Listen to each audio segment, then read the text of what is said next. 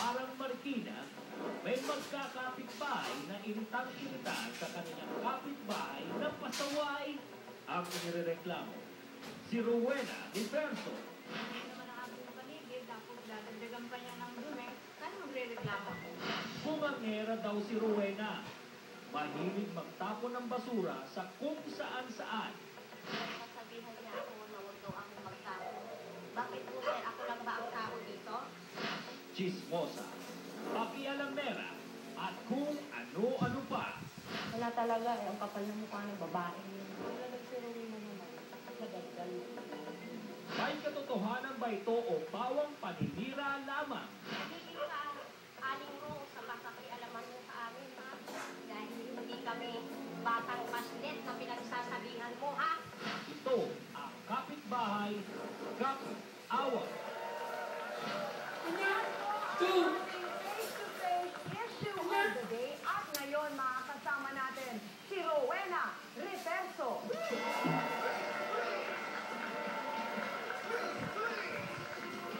Hello, Aling Rowena. Kamusta po kayo? Hello po, ma'am. Bakit parang galit kayo yata? Hindi po, ma'am. Hindi naman.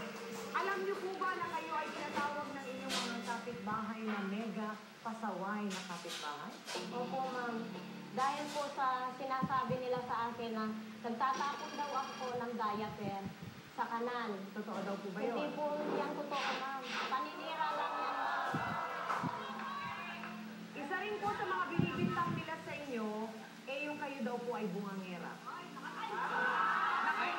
Kayo daw po mag-asawa ay wala daw pong awa sa inyong mga kapitbahay. Minsan madaling araw na, eh nagbabangayon pa daw po kayo. Alangan naman po, ma'am, pag nag-away kami. Alangan naman magbulungan kami.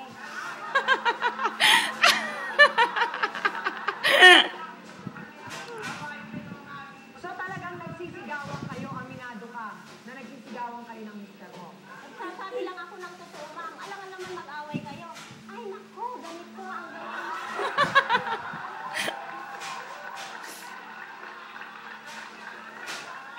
So yung inyong mga kapitbahay, talagang naririnig yung pinag-aawayan niyo ni mister. Baka naman po this oras na ng gabi, nag-aaway pa kayo. Nasa oras po ang pag-aaway Ay, namin. na-schedule na! Pero hindi po ba siyempre, Aling Rowena, isipin niyo na rin naman ho yung mga kapitbahay niyo. Baka may mga anak na papasok sa eskwela, gusto nang matulog. Eh, nagbabakaya na kayo. Alas 7 po ng gabi, ma'am, wala pang natutulog noon. Paano mo naman mo alam?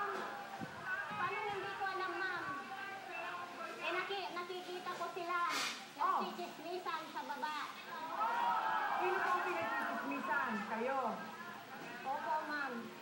Kasi po, ma'am, naiinggit yan si Aling Rosalinda sa akin. So, Aling Rowena, ang mortal po ninyong kaaway ay itong kapitbahay ninyo na si Aling Rosalina. Opo, ma'am. Bakit? Kasi po, ganito yan, ma'am, ang simula. Mm. Sinamahan niya ako sa hospital noon. Mhm. Hinatid niya ako. Okay. Ngayon, nung bandang huli, nalaman ko, sinusumbat niya po yung pagtulong niya sa akin. Bukod po doon, ang talaga yatang ikinagagalit ni Aling Rosalina ay yung nga pong pagtapo ninyo ng mga diapers ng anak po ninyo sa kanal daw. At hindi lang yon, nagtatapon ka rin daw ng uling sa bintana. Bakit nyo naman po ginagawa yun? Hindi po totoo yan, ma'am. Ano po yung uling na tinatapon nyo? Yung abo po yung sinasabi niya, ma'am, hindi uling. Abo? Abo na? Saan nyo ginamit yun? Sabihan po na di uling, ma'am. Ah, sa kalay. So, ang tinatapon ay abo sa bintana. Tinapon nyo daw po. Totoo o hindi?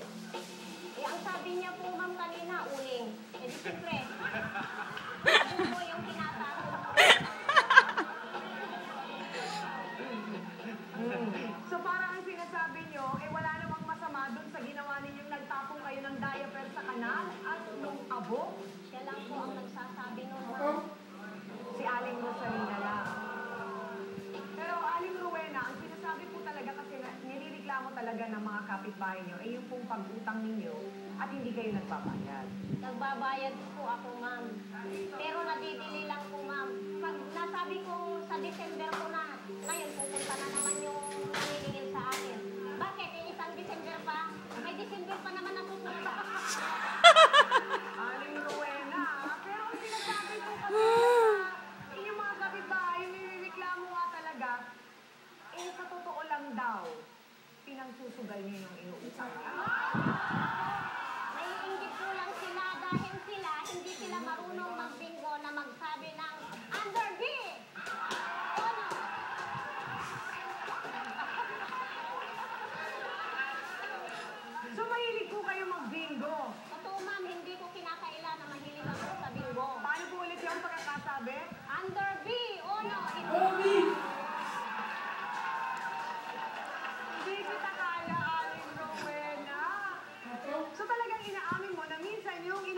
mo, ginagamit mo sa pang-under B. Opo, ma'am. Hindi na po bago yung ganitong kaso para po sa ating isa sa mga kasama natin sa trio tagapayo. Sir Val, paano nasa-settle yung ganitong issue po? Actually, pag may mga dumudurog sa atin sa barangay, yung pinapatawag po natin yung parehong partidos. At pinaghaharap natin sila, inaalam yung kanilang problema, and eventually, sila rin naman ang makaka-resolve niyan. Kadalasan, ang awayan ng magkabit-bahay ay inggitan lang eh. Maraming salamat, Sir Val. At saka siguro rin, dahil sa kulang sa ginagawa, so walang magawa, nagchichismis, nag-aaway, di po ba?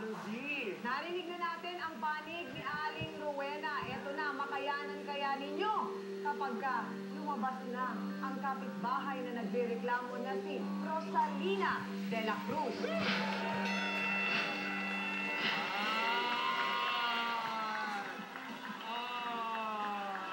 Naku, lagot. Lagot